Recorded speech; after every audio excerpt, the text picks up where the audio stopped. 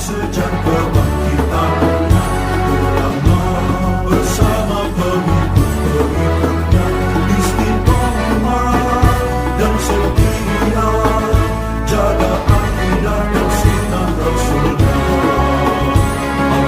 Alhamdulillah segala puji baginya ulama bersama pengikut-pengikutnya istiqomah dan setia menjaga agama nusa dan bangsa. Mari kuatkan niat kita, kita bulatkan tekad kita, terus lanjutkan amal kita, mengembangkan hikmah kita. Bismillahirrahmanirrahim. Qala al-muallif rahimahullah wa nafa'ana bihi wa bi ulumihi fid dharain amin. Wa rubbama aqabatil wawa idza lam yulfidhun nutqi li labsin manfadha. Betul itu ya? Wa rubbama aqabat, dan seringkali menggantikan apa au menggantikan al-wawa akan huruf ataf wawu. Idza lam yulfi, ketika tidak mendapati siapa dunnutqi orang yang bicara, dilapsin kepada kerancuan, tidak mendapati manfadan akan jalan. Asalnya idza lam yulfi dunnutqi manfadan lilapsin. Kadangkala au huruf ataf ini menggantikan posisi wawu. Wawu yang punya arti mutlaqul jam'i, yang punya arti menggabungkan antara ma'tuf dengan ma'tuf alaih. Kadangkala au ini bisa menggantikan wawu huruf ataf. Artinya au yang di bait sebelumnya itu khair abih qasim bi aw wa abhimi, yang punya faidah takhir, memilih. Asalnya kan au itu dalam huruf ataf, asalnya dia punya faidah takhir, memilih. Khudh minni dirhaman au dinaron misalnya. Ambil nih, ambil dinar atau dirham. Ambil yang 50 ribuan atau yang 100 ribuan. Dua-duanya guru, ya jangan milih maksudnya, atau au. Ambil 50 ribuan atau 100 ribuan. Namanya atau ini punya faidah takhir. Kadangkala au juga punya faidah taksim. Taksim itu untuk pembagian. Pembagian seperti contohnya al kalimatu ismun au fi'lun au harfun, pembagian. Au punya faedah taksim, punya faedah takhir, kadang punya faedah ibham, sengaja untuk membuat satu yang sifatnya, membuat suatu keadaan yang sifatnya ini masih samar. Ja'a Zaidun au Amrun, sebenarnya yang ngomong udah tahu, yang bicara mutakalimnya sudah tahu, yang datang itu sebenarnya Zaid, tapi sengaja disamarkan. Ja'a Amrun au Zaidun, udah datang tuh Amar atau Zaid. Sebenarnya dia udah tahu yang datang Amar, tapi sengaja disamarkan, sengaja dibuat rancu untuk orang yang mendengarkan. Namanya faidah ibham. Au juga punya faidah syak. Au punya faidah syak untuk ungkapan yang diucapkan oleh mutakalim, memang mutakalimnya dalam keadaan ragu. Ja'a Amrun au Zaidun, telah datang Amar atau Zaid. Memang yang ngomong ini juga masih ragu, nggak tahu Amar yang datang atau Zaid. Ini faidah-faidah atau makna-makna au huruf ataf. Nah, dari sekian banyak faidah au ini nggak ada yang faidah mutlaqul jam'i, nggak ada yang faidahnya seperti wawu, yaitu untuk menggabungkan antara ma'tuf dengan ma'tuf alaih. Namun kadangkala au punya faidah seperti wawu. Ini yang dimaksud bait ini. Wa rubbama aqabatil wawa. Kadangkala au menggantikan wawu. Nah, ini dengan catatan idza lam yulfidhun nutqi li labsin manfadha, dengan catatan orang yang mengungkapkan itu tidak menemukan satu kerancuan. Artinya ketika dia mengucapkan itu, pendengar juga tidak menimbulkan kerancuan. Kalau menimbulkan kerancuan, labas di sini ada kerancuan, ada kesalahpahaman, maka nggak boleh menggunakan au untuk waw. Nggak boleh menggunakan au dengan maksud waw, nggak boleh. Kita pengen mengucapkan Ja'a Zaidun au Amrun, tapi maksudnya udah datang dua-duanya, tapi kita ucapkan ja'a Zaidun au Amrun nggak boleh, karena akan menimbulkan kesalahpahaman atau labas tadi. Tapi kalau tidak menimbulkan kesalahpahaman boleh menggunakan au menggantikan wawu itu boleh. Ini ada dalam syair, biasanya dalam syair-syair seperti yang ada di situ syairnya. Ja'al khilafata au kanat lahu qadara kama ata rabbahu Musa ala qadari. Ja'al khilafata, dia mendatangi pemerintahan khilafah. Au kanat lahu qadara, dan memang sudah ada baginya kemampuan.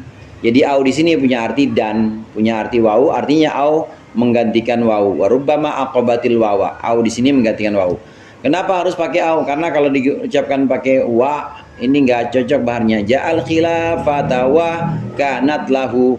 Karena au itu mustaf'ilun fa'ilun, harusnya di situ ja'al khilafata mustaf'ilun fa'ilun, aunya itu harusnya memang ada pada mustaf'ilun fa'ilun mus. Mus itu huruf hidup kemudian mati, sama seperti au. Jadi ada huruf hidup hamzah kemudian ketemu mati, mus. Jadi satu ketukan itu satu harokat. Nah kalau wa ya itu nggak ada kalau pakai wa, jadi nggak mengikuti wazan mus. Jadi cocoknya pakai au. Ja'al khilafata au, kalau begini ikutnya jadi satu harokat kan. Kalau au ini ikut satu harokat. Kalau di tajwid kan namanya mad layin ya. Ada fathah ketemu wawu atau fathah ketemu ya. Au itu jadi mad. Nah tapi kalau pakai wawu nggak ada madnya.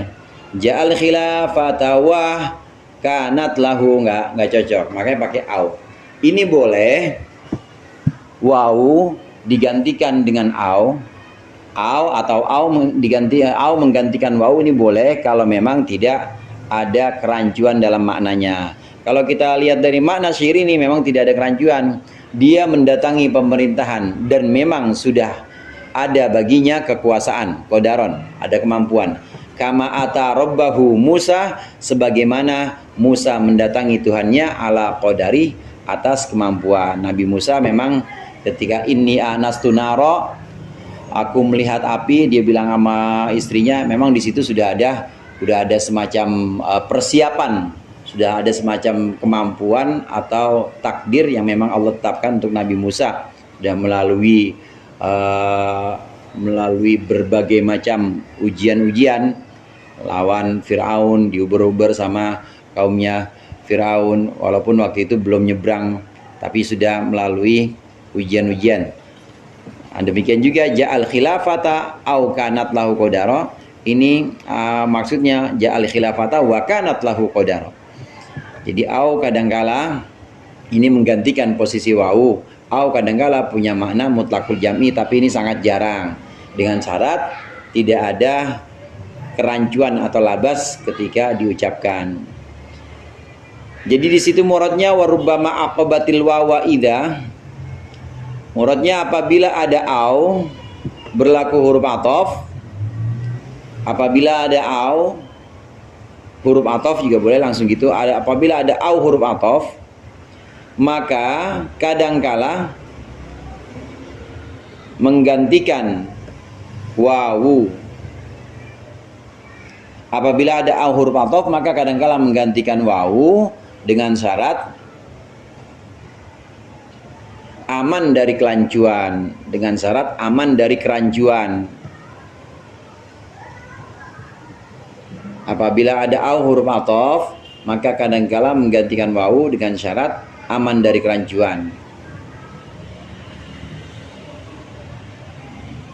Kalau di dalam kalam-kalam sehari-hari yang bukan syair jarang kalau au menggantikan wawu, itu jarang. Pasti kalau kita bilang atau bilang au, yaitu maksudnya adalah buat milih, kalau enggak buat satu yang ragu, bukan untuk menggabungkan.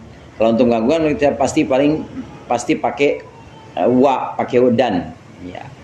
Kopi dan gula, minumlah. Kopi dan gula seduhlah. Bukan kopi atau gula seduhlah, pasti kopi dan gula. Kalau dalam kalam atau dalam ucapan-ucapan yang bukan syair biasanya tidak berlaku. Au menggantikan wawu itu tidak berlaku. Pasti kalau wawu ya wawu. Kalau kita pakai dan, kopi dan gula, atau kalau bukan dan pakai sama kita. Sama. Kopi sama gula seduh tuh. Pakai sama. Sama itu wawu juga sebenarnya, tapi wawu ma'iyah. Wawu ma'iyah. Ini wawu ya wawu, tidak bisa digantikan au biasanya, kecuali kalau sudah dalam syair dan juga aman dari kerancuan, maka bisa wawu itu digantikan oleh au. Wa mithlu aw fil qasdi imma tsaniyah fi nahwi imma dhi wa imma naiyah. Wa mithlu aw, dan itu seperti aw fil qasdi dalam maksud, artinya dalam faidah. Imma bermula imma, atsaniyah lafaz imma, atsaniyati atsaniyatu yang kedua. Fi nahwi imma dhi wa imma naiyah, dalam contoh imma dhi ada kalanya orang ini, wa imma naiyah dan ada kalanya perempuan yang dekat itu. Naiyah itu artinya dekat. Oh maaf, daniyah, kalau daniyah dekat. Naiyah itu jauh. Imma dhi ada kalanya orang ini yang dekat, wa imma naiyah atau perempuan yang jauh itu. Nah, berikut ini lafaz imma. Lafaz imma ini punya makna seperti au. Imma biasanya memang berturut-turut, jadi diucapkan sekali, dua kali, tiga kali. Nah, imma yang dimaksud di sini yang punya makna seperti au, punya makna takhyir atau punya makna ibahah. Ibahah itu membolehkan. Kita tahu au punya makna ibahah. Contoh seperti jalisil ulama awil hukama. Ayo duduk-duduk ngobrol-ngobrol bareng sama ulama atau sama orang bijak. Nah, ini ibahah, boleh. Boleh duduk sama ulama saja atau duduk sama orang bijak saja, atau boleh kedua-duanya. Kita ajak sowan atau jadikan tempat kita sharing. Ini ibahah namanya. Au punya mana ibahah. Demikian juga imma yang kedua dalam urutan kalam, imma yang kedua dalam urutan pembicaraan, ini punya mana seperti au. Dia punya mana takhyir buat milih, atau punya mana ibahah, punya makna syak, punya mana ibham, dan kadang-kala juga punya mana idrob. Nah, urutannya biasanya imma itu diulang, dan pada imma yang kedua dan seterusnya memang ada wawu. Jadi imma itu berlaku setelah dia disandingkan dengan wawu. Jadi yang huruf ataf yang mananya? Yang huruf ataf sebenarnya bukan immanya, yang huruf ataf wawunya. Yang jadi huruf ataf wawunya. Immanya bukan huruf ataf. Karena kalau imma huruf ataf juga ada wawu, huruf ataf masuk ke dalam huruf, nggak bisa. Huruf masuk ke dalam huruf itu tidak bisa. Huruf jar misalnya masuk ke huruf jar lagi. Huruf jar masuk ke dalam huruf jar. Ala nggak bakal ada itu. Ala ilaihim nggak bisa. Ala masuk ke dalam ilah nggak bisa. Begitu juga ini wawu huruf ataf masuk kepada imma lagi yang huruf ataf nggak bisa. Jadi yang jadi huruf ataf itu apa? Yang jadi huruf ataf adalah wawunya, immanya bukan. Contohnya begini. Wa mithlu fil qasdi imma tsaniyah fi nahwi imma dhi wa imma naiyah. Ada makna au itu litakhir dan lain sebagainya di situ. Kita ulang sedikit tentang makna au. Au huruf ataf. Au ini punya makna takhir, milih. Kalau milih berarti harus salah satu. Ya. Misalnya tazawwaj Hindan au ukhtaha. Nikahin dah Hindun atau saudaranya, nggak boleh dua-duanya, harus milih. Namanya au. Tazawwaj Hindan au ukhtaha, takhir. Atau punya mana ibahah, au. Ibahah ini membolehkan.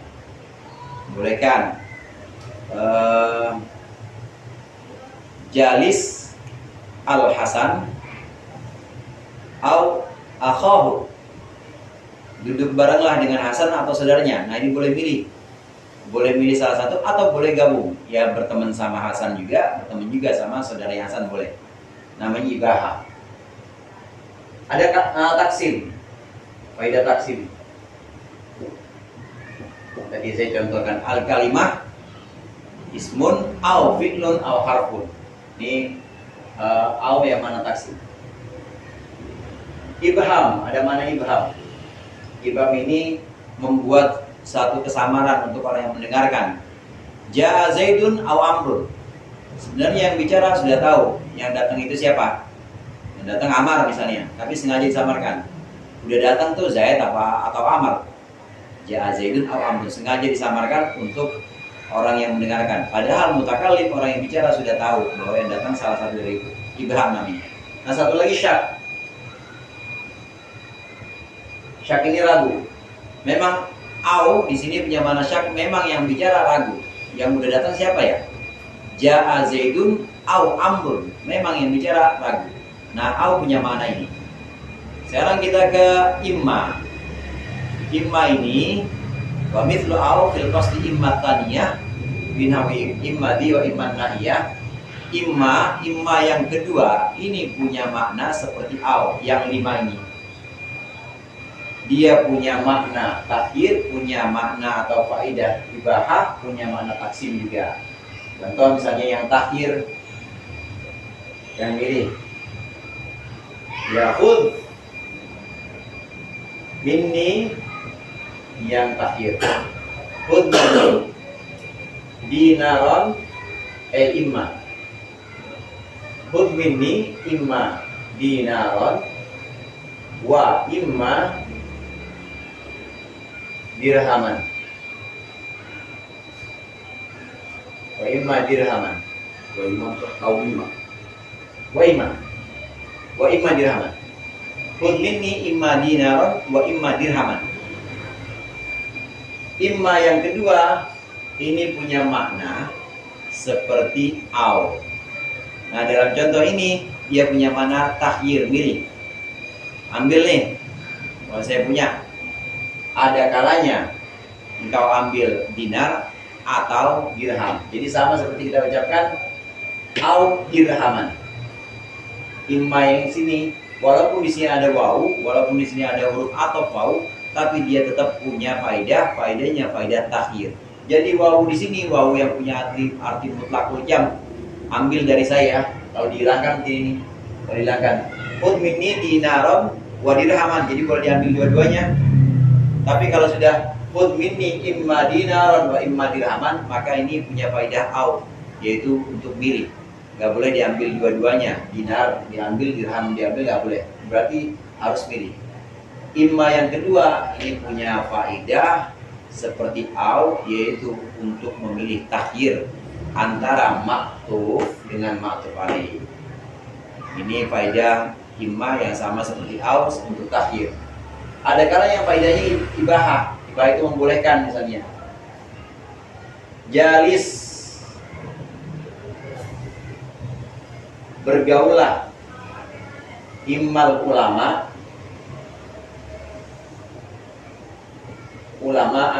ada kalanya engkau bergaul dengan ulama. Wa immal hukama misalnya. Wa immal hukama. Imma yang kedua ini punya makna seperti au, yaitu untuk ibahah. Duduk bareng lah atau sharing lah, ngobrol lah, ada kalanya dengan ulama atau ada kalanya dengan hukama, orang-orang bijak. Nah ini untuk faidah ibahah boleh. Kita boleh pilih salah satu di antara keduanya, boleh juga kita gabung. Ya sama ulama kita gaul juga, bergaul, sama hukama kita juga berteman juga. Ibahah. Atau taksim al-kalimah. Kalimah itu imma ismun,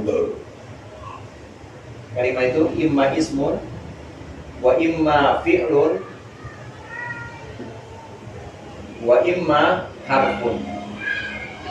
imma yang kedua dan seterusnya, maksudnya ini punya faedah untuk membagi bagian kalimat. Kalimat itu ada kalanya isim dan ada kalanya fiil dan ada kalanya harf. Isim. Ibham juga begitu.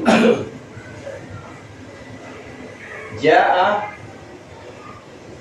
telah datang, imma amrun wa imma zaidun. Ini sengaja untuk membuat rancu orang yang mendengarkan, padahal yang bicara sudah tahu yang datang itu salah satu dari Zaid atau Ahmad. Tapi kalau yang bicara ini memang masih ragu, maka namanya faidah syak. Ja'a imma amrun wa imma zaidun, memang dia masih ragu siapa yang datang di antara keduanya. Jadi secara singkat, imma yang kedua dan seterusnya punya faedah seperti au. Dia punya makna seperti au. Nah, ulama ahli nahwu memang ada yang mengatakan, jumhurnya nih, ada yang mengatakan yang huruf athof bukan immanya, tetapi yang huruf athof adalah wawunya.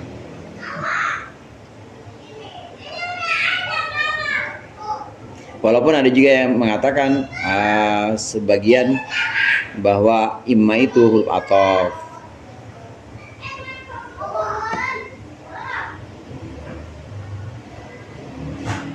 Jadi muradnya di situ, apabila ada imma, apabila ada lafaz imma,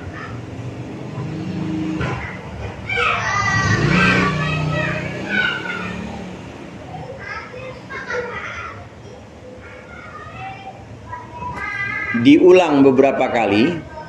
Apabila ada lafaz imma diulang beberapa kali,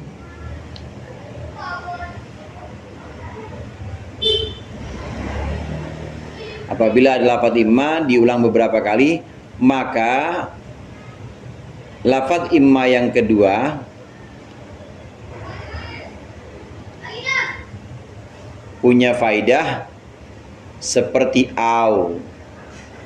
Maka lafaz imma yang kedua punya faidah seperti au.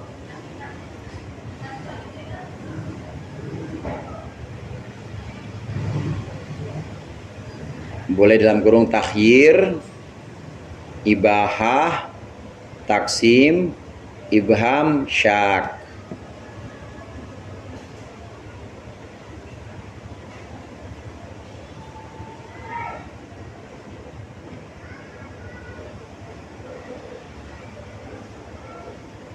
Maka imma yang kedua punya faidah seperti au.